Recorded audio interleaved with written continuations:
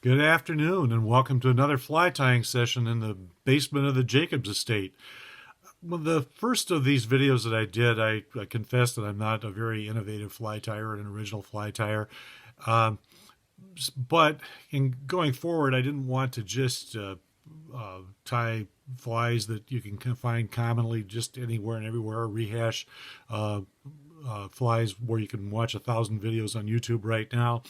So I've kind of gone on a search for some older, less used, underutilized kinds of patterns. Today, yeah, we're going to be tying a trout streamer uh, that, again, doesn't get enough use.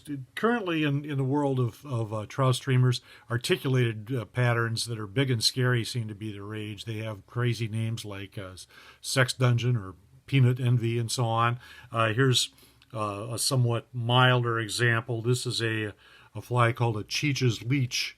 Uh, it's again two hooks, all kinds of crazy stuff hanging from it. Uh, well, I think all those flies had kind of a progenitor in a fly called a strip leech, or more properly, Borger strip leech, as it was developed by Dr. Gary Borger, who, although he was born in Pennsylvania, spent his career as a botanist at UW Marathon County, University of Wisconsin Marathon County, and has been a very, very innovative developer of patterns and techniques across the decades. So to shorten things up just a little bit, well, we're going to be, as an example, here is a traditional Borger strip leech. We have a chartreuse marabou tail here, an overwing of rabbit fur, and a body of leech yarn, olive leech yarn, wound with fine copper wire and then finished off by one of those big pheasant rump feathers that we've used in a couple of other videos. So to shorten things up a little bit, I've kind of started out here a little bit. We've got a size 4 Gamakatsu SL4H, SL4 2H in size 4 in the vise, previously debarbed. I've wound about a dozen wraps of 035 wire onto that.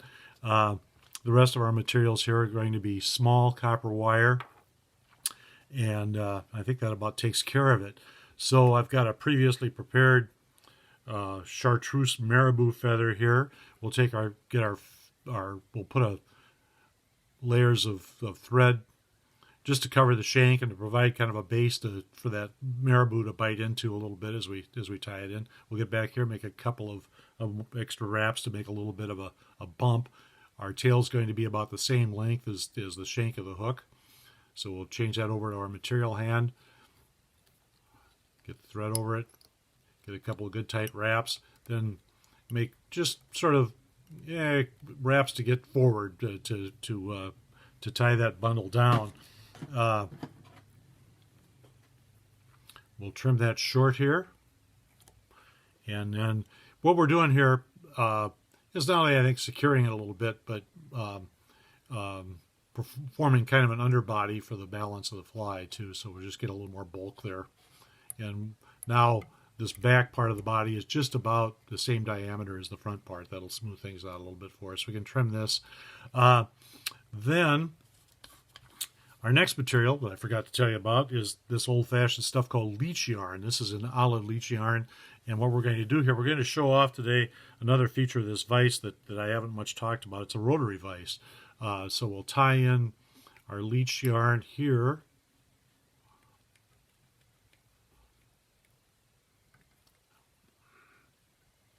Except I got ahead of myself. We need a length of copper wire here. This is another unusual technique. If you're not a fly tyer, you might not have noticed that most flies tend to be built from the tail forward. This one has kind of a variety of techniques going for it. So this copper wire, this small diameter copper wire, I'm going to affix to this side of the hook shank, come forward a little bit. Then I'm going to fold that over to secure it better so that it won't pull out. And now we're finally ready for our leech yarn. I apologize.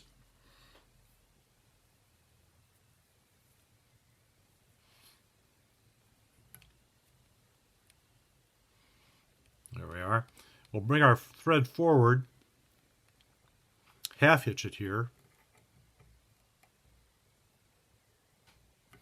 Then we've got a cradle here in which to put the working thread. Support that while we spin. Now we can form a body quite quickly in about any shape that we want.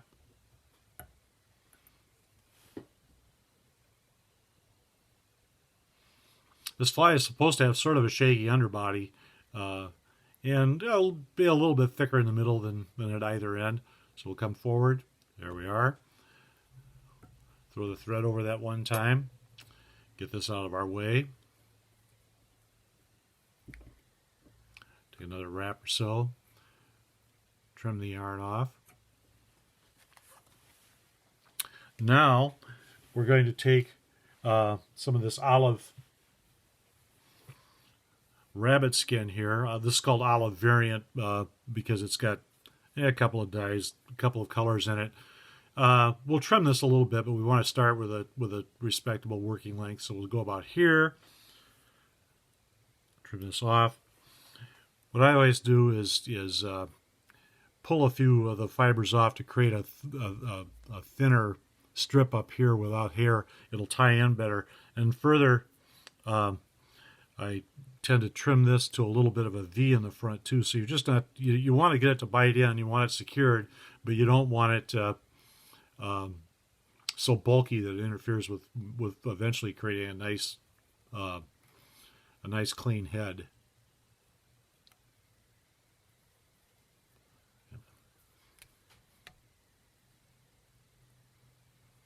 All right, then this is the purpose of the copper wire. This is often called a Matuka style of tie. From some of these flies were originally tied in New Zealand, and this Matuka style developed there. I've got a little bit of water over here. This rabbit fur can be a little easier to work with if you get a little bit damp. Now we'll find our copper wire. We'll part the rabbit as well as we can to get a good thing. Perhaps make 2 wraps back here. Then we're just going to segment this.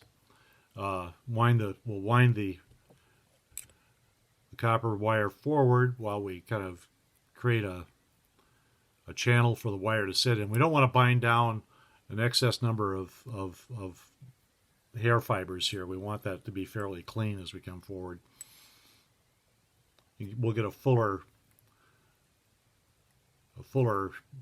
head this way, or fuller topping.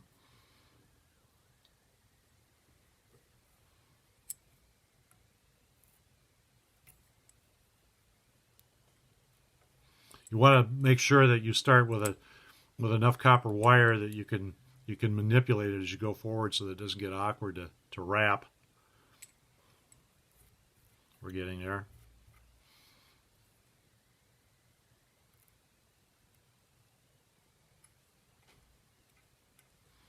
All right, we'll throw some thread over that to bind that down. We can twist this wire to helicopter it, as they say. It'll break off eventually. There we are. Break off clean that way. We can trim this up a little bit, clean that head up a little bit.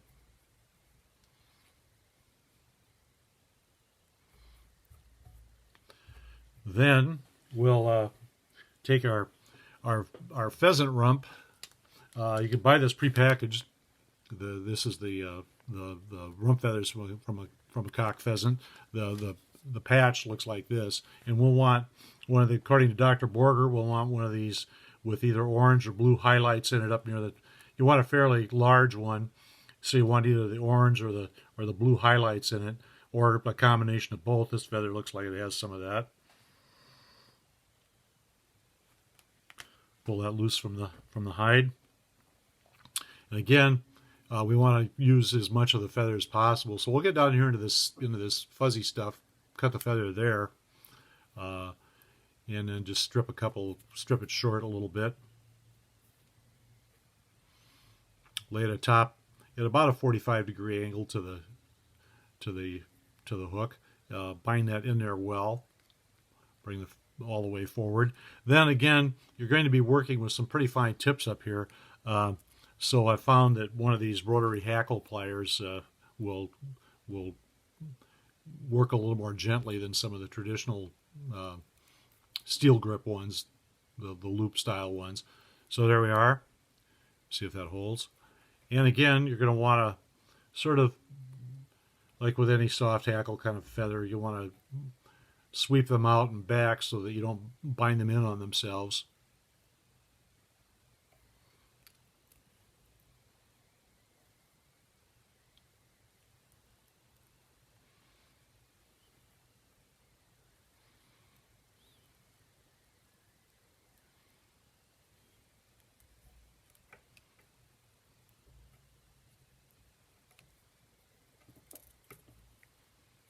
There we are. There's a couple of turns of thread to lock that down. We'll get the butt out of there, sweep that back with our 2 forefingers and our thumb.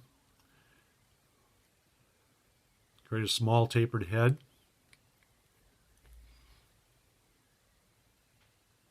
Line it up a little bit. Get our whip finish tool involved here.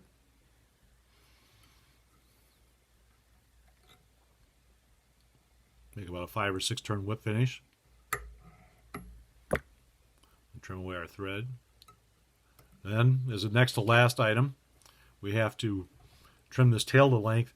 If you leave the tail long, when it gets wet, it'll tend to wrap the hook, shank, and fowl as you fish. So you're going to want it about so that the rearmost rabbit fibers, or hair, is about even with the end of the tail, so we can shorten that up to about this point. Again, I like to do this with a little bit of a notch shape toward the back, a V shape on this feather. It'll look like that. There you go. Then, lastly, we can kind of both smooth things. Well, we'll blend things a little bit, I guess would be a better way to put it, with a comb. Pick out some of the mohair fibers from the Leech yarn. There we are. And in this case, we're just going to use some Sally Hansen hard as nails as a head finish.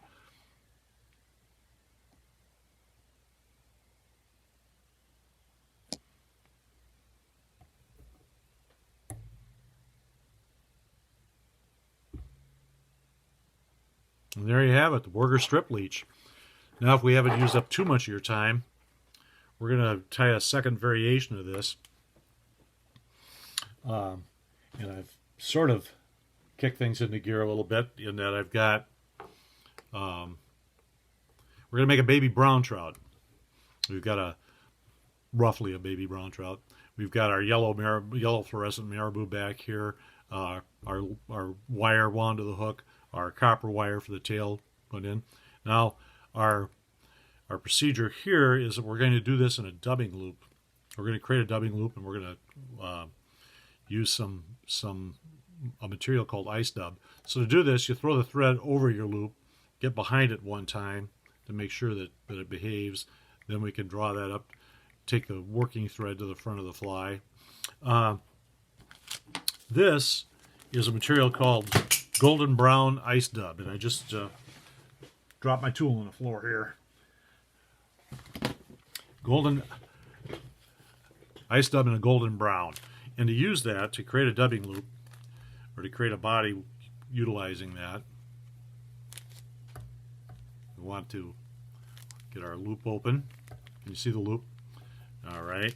Then I've cut a hole in the corner of the bag, and we'll just carefully insert, try to kind of balance it out left and right in there. Lengths of this inside that loop.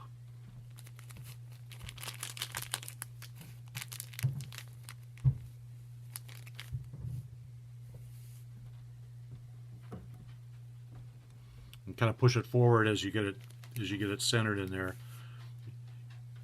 Nothing's worse than then running short of dubbing material before you get to the front of the fly. So you tend to engage in some excess here. You see what I'm doing here? All right.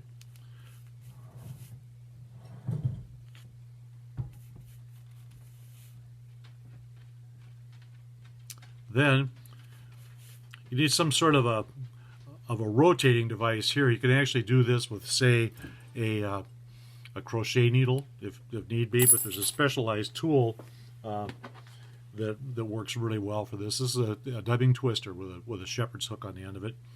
We'll put that at the bottom of that, close our dubbing loop on that, and then we'll begin to turn that, and as we spin it, you'll see that we eventually form kind of a chenille here, kind of a metallic chenille.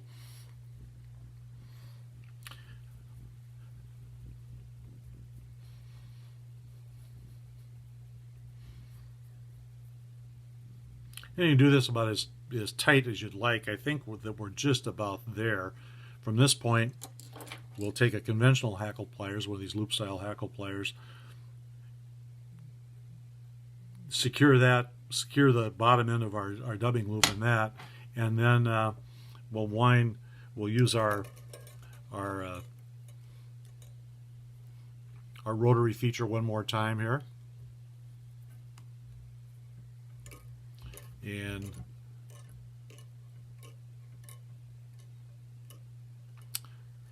dub this forward.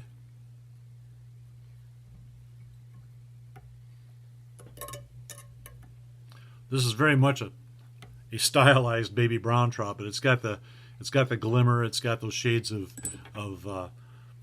brown and yellow that you find in those fish. And now we're going to be using a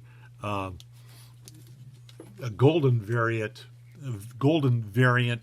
of the rabbit strip. Here we are. This material. We're getting kind of down here on this, but yeah, it's the same story over from this point. We'll just trim this to a V in the front.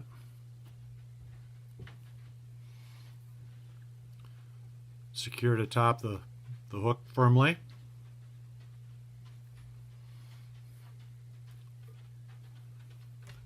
Find our weighting copper wire to bind this down.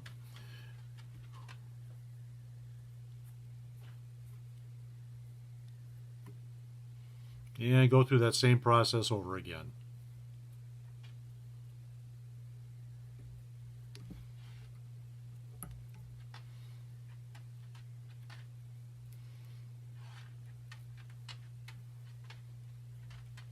Take care to keep this centered atop the hook.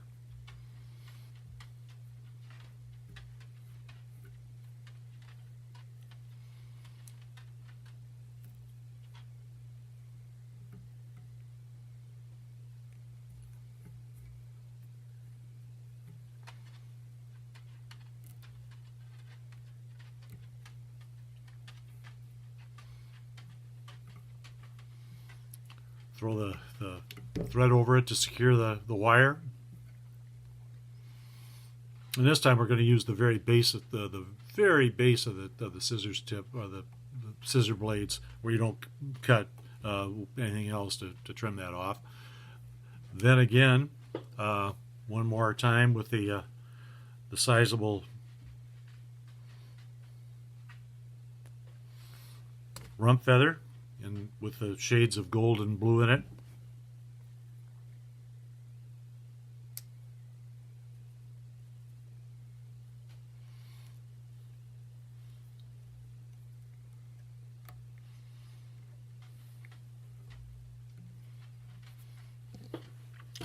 Find our rotary hackle plier.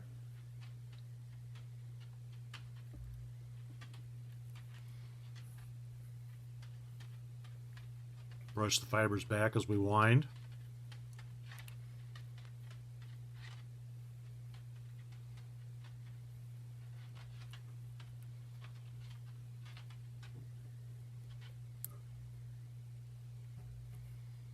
Yeah, I think we're about there. Take the thread over it to trap that. Trim away the excess. 2 fingers and thumb to sweep this all back out of the way. Form a tidy tapered head.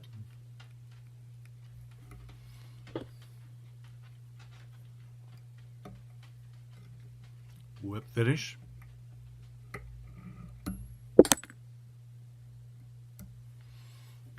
Trim this to length.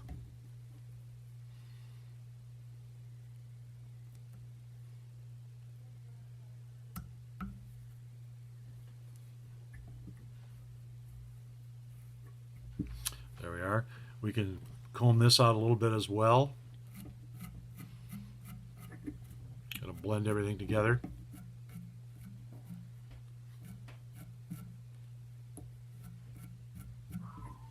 There we have it. These flies can be fished upstream and stripped back, or on the swing, either one. I think it's obviously a faster fly to tie than the articulated monsters. A little easier to cast, I think, and surprisingly effective too. And again, I think deserving of a little wider attention than it gets. So until next time, until somebody makes me stop doing this,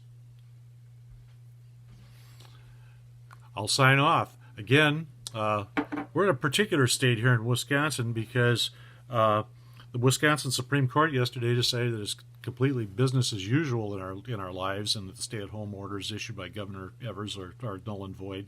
But regardless of that, it's still very, very important for all of you to stay safe, stay healthy, and get to the point where we can go fishing. And again, lastly, if you have local fly shops or local guiding services, please do your best to support them. Bye now.